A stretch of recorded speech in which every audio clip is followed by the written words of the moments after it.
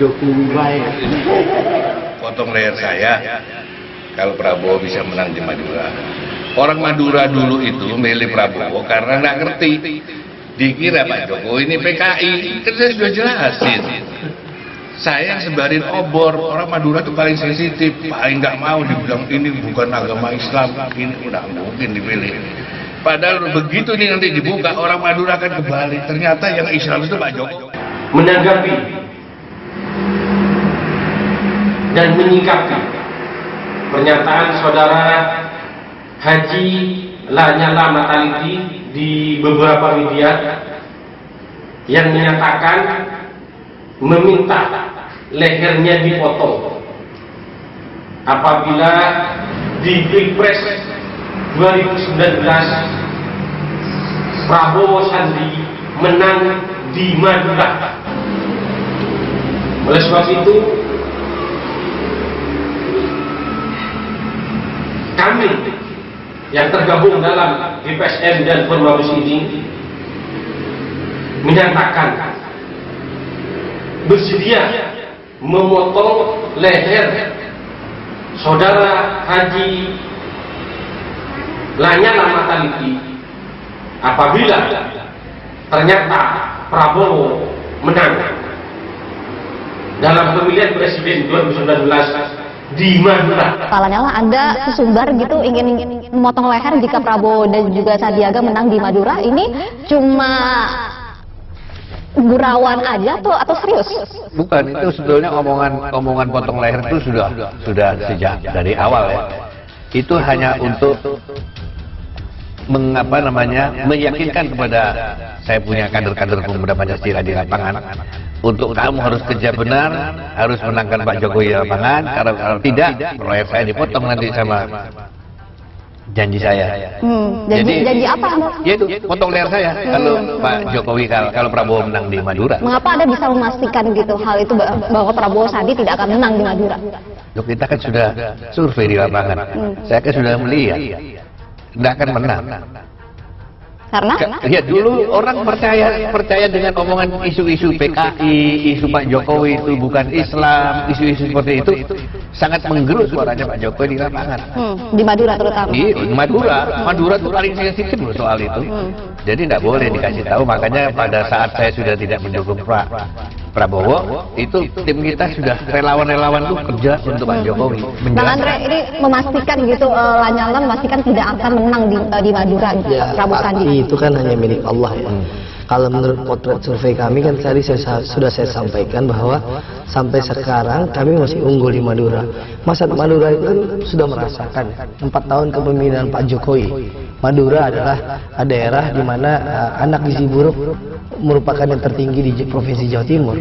Jadi efek 4 tahun kepemimpinan Pak Jokowi tidak dirasakan sama sekali oleh masyarakat Madura, dan respon masyarakat Madura selama Pak Prabowo dan Bang Sandi serta tim kami bersosialisasi bahwa alhamdulillah responnya sangat positif, bahwa isu ekonomi, ya pertumbuhan ekonomi, isu lapangan pekerjaan, lalu isu harga-harga kebutuhan bahan pokok sangat mendapat respon yang sangat positif oleh teman-teman masyarakat yang ada di Madura. Jadi kami sangat optimis, apalagi masyarakat di Madura merasakan kehidupan yang sangat sulit dalam 4 tahun kepemimpinan Pak Jokowi ini. Nah, yang ditawarkan Pak Prabowo dan Bang Sandi itu adalah perbaikan ekonomi, lalu membuka lapangan pekerjaan, serta harga-harga yang sekarang dirasakan membuat ibu-ibu di Madura itu menjerit, sehingga responnya sangat positif. Itulah yang menjadi kunci Jokowi di Madura. Tapi harapan kita Mbak Uci, Bang Henry, pernyataannya Pak Lanyala yang potong leher itu sebenarnya secara arif seharusnya tidak disampaikan terbuka ke publik.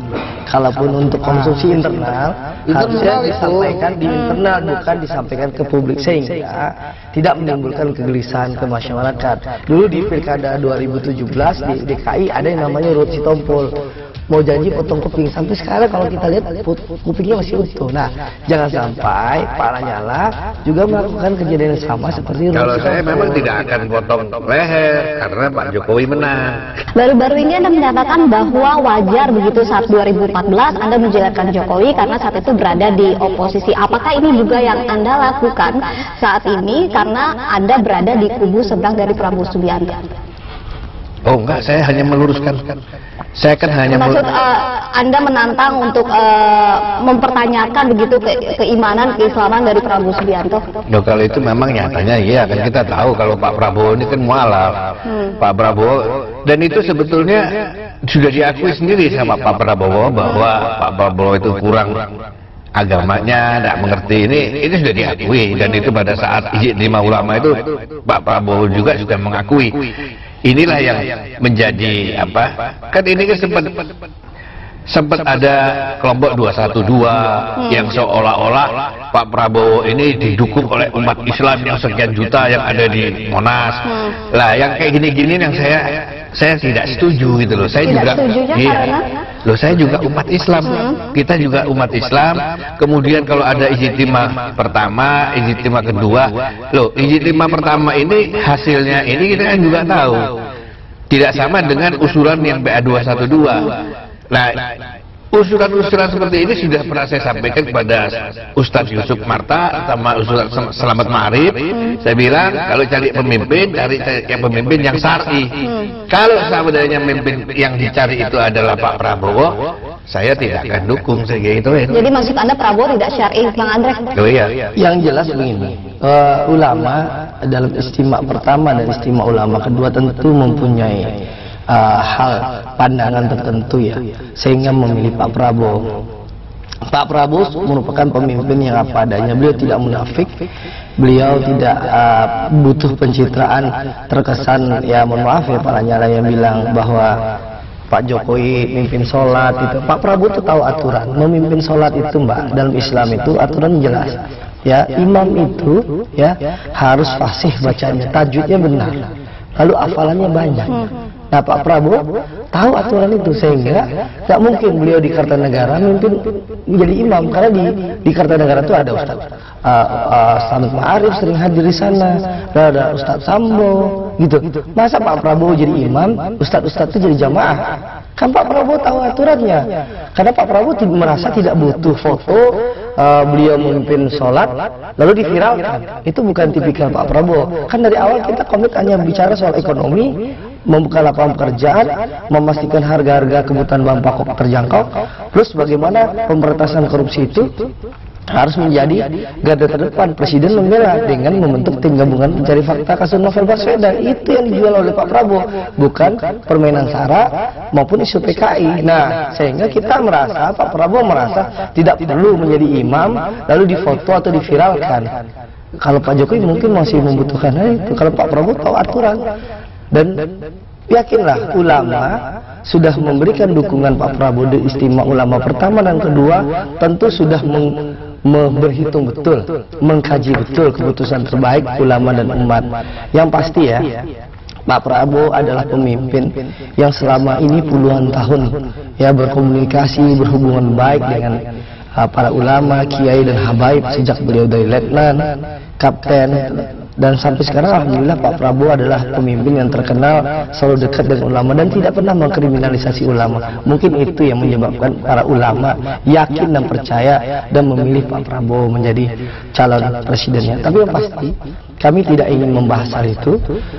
Dari awal Pak Prabowo dan Bang Sandi hanya fokus soal ekonomi. Sekali lagi. Tapi apa penjelasan Anda menjawab tudingan dari kubu Lanyala mengatakan bahwa Prabowo Subianto kurang syar'i gitu? Faktanya saya di Rumah Kartanegara sering sholat berjamaah dengan Pak Prabowo. Lalu kalau acara-acara di Hambalang, di rumah kediaman, kita sholat Jumat selalu Pak Prabowo ikut sholat Jumat bersama kami di saf terdepan. Jadi saya rasa clear kok gitu. Nggak ada yang dipermasalahkan. Saya menonton, menyaksikan sendiri gitu. Jadi apakah ada masalah apa gitu loh soal sholat Pak Prabowo di kenapa harus dipertanyakan begitu? Kenapa harus dilihat? Saya sudah sampaikan Pak Prabowo tidak butuh foto pencitraan beliau memimpin sholat. Kalau Pak Jokowi mungkin masih butuh. Saya ini rakyat biasa, makhluk Allah Subhanahu wa taala. Saya tidak punya kemampuan untuk menilai siapa yang paling religius antara Pak Jokowi dan Pak Prabowo. Kenapa saya ngomong demikian? Saya belum pernah diimami oleh Pak Prabowo dan belum pernah diimami oleh Pak Jokowi. Saya belum pernah mendengar langsung Pak Jokowi ngaji, saya juga belum pernah mendengar langsung Pak Prabowo ngaji. Kalau menurut saya, Mbak, soal agama itu kita serahkan saja kepada masing-masing individu. Menurut Anda tidak etis itu mempertanyakan keislaman orang? Menurut saya sih enggak ya, karena begini kan, siapa yang bisa menjamin bahwa saya lebih Islami dibandingkan Bang Makanya Andre? itu yang saya protes dari awal. Kan protes kan dia. Kalau memang seperti itu, lebih baik tidak usahlah kita bawa-bawa 212, bawa ini dukung 212, jangan. Akhirnya kita mengkotak-kotak, bahwa Prabowo umat Islam yang ini, Pak Jokowi. Loh, Pak Jokowi ini loh juga sama-sama Islamnya, untuk apa? Jadi cairlah, biar cairlah, sudahlah. Kita bicara program, nggak usah bawa-bawa agama lah. Sudah Biar bagus masyarakat ini. yang menilai. Lalu mengapa Sudah Anda bagus. mengatakan bahwa keislaman dari Jokowi lebih hebat begitu dari Prabowo Subianto? supaya Bahkan ada- menantang supaya ada bacaan ini. sholat.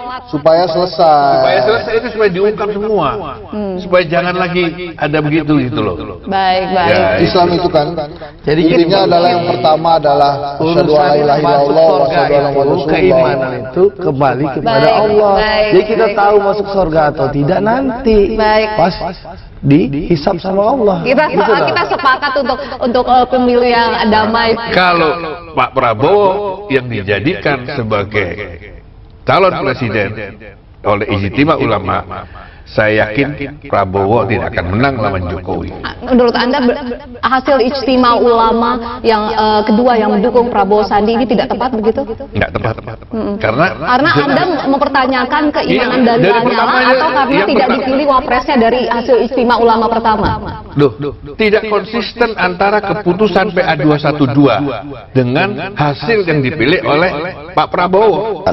Saya rasa ini sudah clear ya. Dan saya rasa ini tidak perlu kita bahas lagi. Yang perlu kita bahas itu bagaimana ke depan masyarakat disuguhkan pertarungan adu gagasan.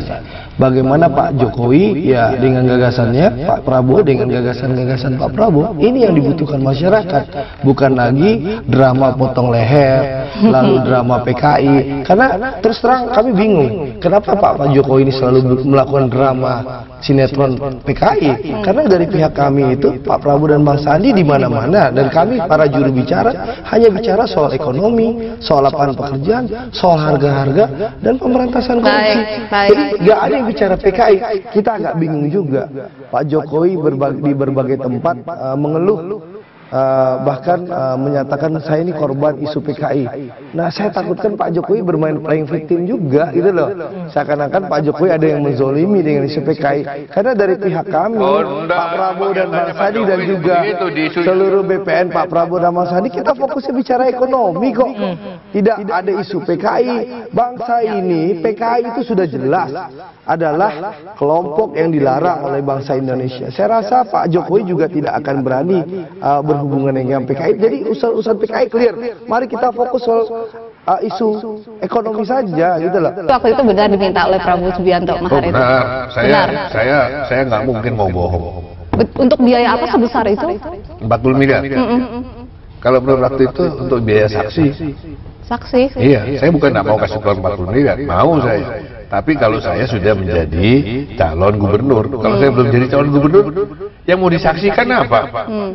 Kan itu aja.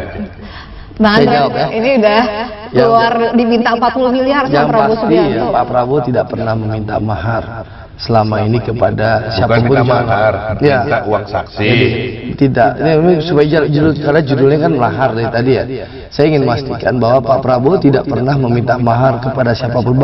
Malah yang terjadi, Pak Prabowo yang menyumbang, membantu kemenangan calon-calon yang diusulkan oleh Gerindra.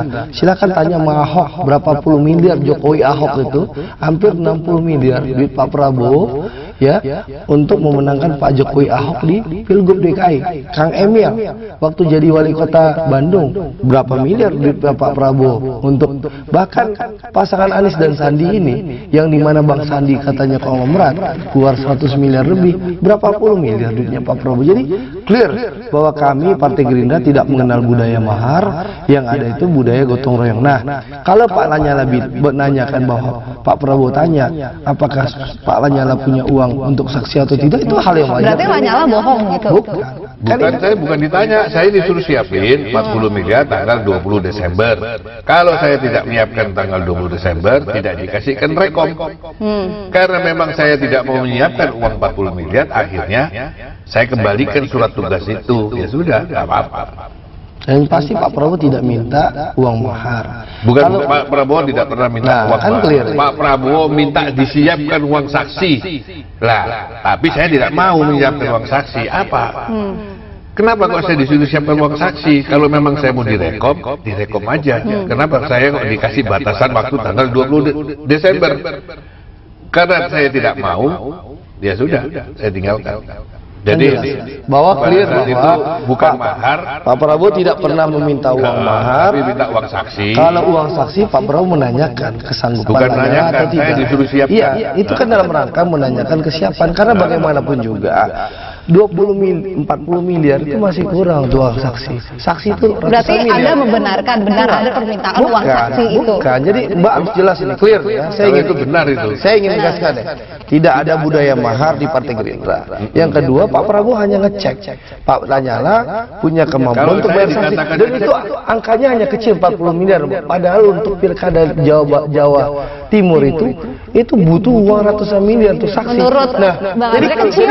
Jadi gini Mbak, relevan nggak Pak Prabowo? Jadi ini hanya mengecek kemampuan Pak Lanyala. Wajar dong Pak Prabowo ngecek dong. Kita dukung orang. 40 miliar ada atau tidak? Nah, padahal pengeluaran saksi itu ratusan miliar. Nanti yang nombok siapa? Pak Prabowo.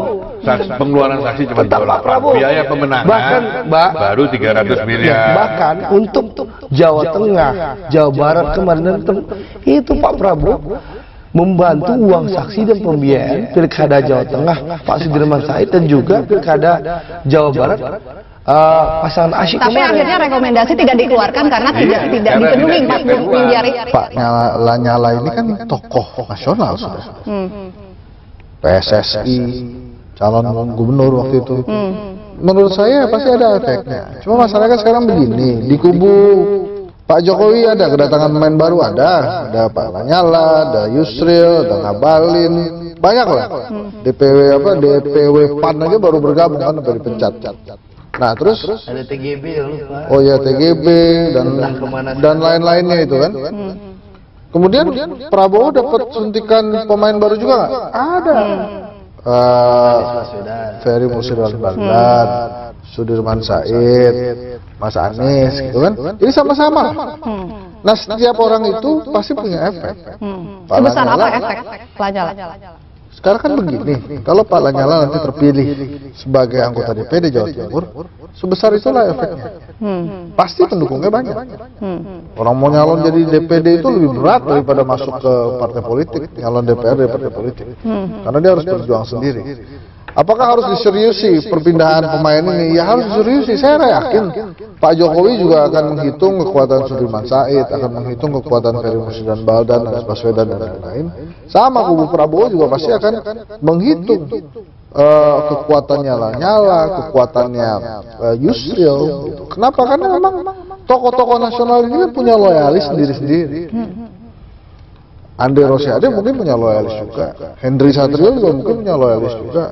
Nah jadi kalau pertanyaannya seberapa besar, pasti besar. Pasti besar Bang Andre. Ya, nanti kita ukur aja menurut survei. Tapi yang jelas kami baru selesai survei di akhir November. Saya baru ngomong gitu Iya, langsung ke Andre. iya, kasih lagi. Biar ditanggapi sama Bang Jadi Andre. gini, jadi gini, kami baru selesai survei di akhir November, bahwa saya sampaikan tadi, kami ya tertinggal 2% di Jawa Timur. Untuk daerah Madura kami sudah unggul. Alhamdulillah, ya. Ini menunjukkan bahwa dari September Bang Sandi dan Pak Prabowo dan Bang Sandi terus trennya naik, dan Pak Jokowi Jadi Madura itu sudah unggul 2% ya? Di Enggak, Madura. maksudnya di Jawa Timur ya, di Jawa Timur secara overall kami tertinggal 2% saat ini dibanding Pak Jokowi. Dulu kan agak jauh, sekarang tinggal 2%. Ini kan menunjukkan bahwa mesin partai politik kami bekerja, koalisi kami bekerja, relawan dan pendukung Pak Prabowo dan Bang Sandi bekerja. Di Madura sendiri kami masih tetap unggul seperti dulu. Nah, ya Pak Lanyala mungkin bisa bercerita bahwa beliau punya efek yang bisa memastikan kemenangan Pak Jokowi. Tapi kami juga yakin bahwa kami akan menang di Madura. Nah, nanti kita ukur di 17 April yang jelas, Mbak. Yang jelas, Mbak Uci. Yang jelas, saya rasa yang perlu kita diskusikan di dalam forum ini, bagaimana komitmen dua belah pihak bicara soal program, lalu kita hentikan segala hoax, ya. Fokus kita bicara ekonomi.